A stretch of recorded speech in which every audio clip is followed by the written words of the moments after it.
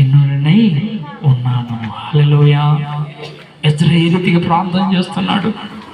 అయ్యో సాయంకాలపు అర్పణ వేళలో అయ్యా తీరిపోయిన తర్వాత శ్రమ తీరగా సాయంకాలపు అర్పణ ప్రార్థన ఇదిగో దేవుడు చేసినప్పుడు ఆ శ్రమ తీరిపోయిందంట. హల్లెలూయా. శ్రమ తీరిపోయింది. నేను లేచాను, నా వస్త్రమును పై దుప్పటిని చింపుకున్నాను. హల్లెలూయా. తన హృదయాన్ని యేసుకు సమర్పించుకున్నాడు. తన హృదయాన్ని ఇదిగో నిలుచుకున్నాడు. హృదయంలో యేసయ్యను చేర్చుకున్నాడు. హృదయము యేసయ్య నింపుదలతో ప్రార్థనతో నింపబడింది. ఎలాంటి ప్రార్థన ఇది? మోకాళ్ళ మీద ఉండి చేస్తున్నాడంట. హల్లెలూయా.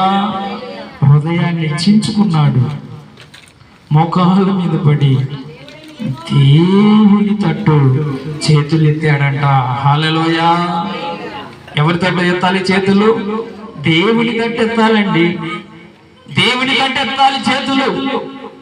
ఎజ్రా అయ్యో శ్రమ తీరిపోయిన తర్వాత చెప్తున్నాడు, అయ్యో నా శ్రమ తీరగా నేను లేచాను.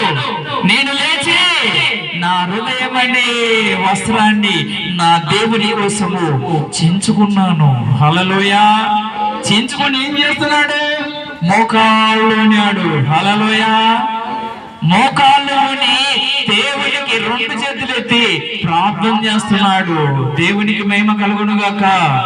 మనం ప్రార్థనకు వస్తే ఎలా కూర్చుంటాము? దేవుని మందిరంలో ఏ రీతిగా కూర్చుంటాము? ఒకళ్ళు కాళ్ళు ఇలా ఆపుకొని కూర్చుంటారు, ఎవరి ఇష్టానుసారంగా వాళ్ళు కూర్చుంటారు.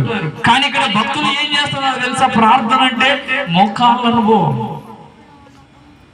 నేర్చుకోవాలండి. దేవుని బిడ్డలు నేర్పేవారు ఉన్నప్పుడు నేర్చుకోవాలి. నేర్చుకోకపోతే ఆ జీవితము ఫలభరితమైనటువంటి స్థితిలోనికి రాదు.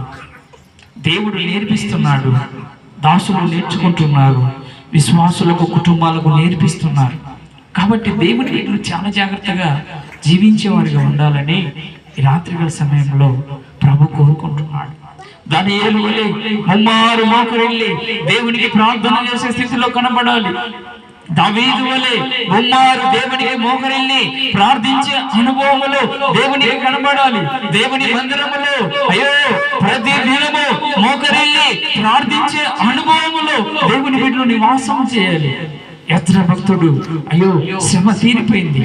తనకున్నటువంటి దేశంలో ఉన్నటువంటి శ్రమలన్నీ తీరిపోయినాయి. కుటుంబంలో ఉన్నటువంటి శ్రమలు తీరిపోయిన తర్వాత దేవుని బిడ్డలు ఏం చేయాలి? హృదయాన్ని ప్రభువుకు సమర్పించి హృదయంలో ప్రభువును చేర్చుకొని వచ్చి మోకాళ్ళలోని దేవునికి ప్రార్థన చేయాలి. చేతులెత్తి. హల్లెలూయా. చేతులెత్తి ఏం చేయాలి? ప్రార్థన చేయాలి. మొదలు వచ్చినట్టు చదువుకొని ముగించుకుందాం.